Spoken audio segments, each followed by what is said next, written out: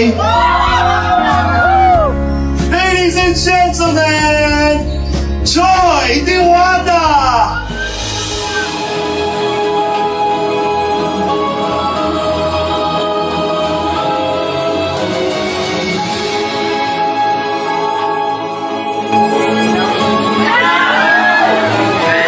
Isang post nga dyan, Joy!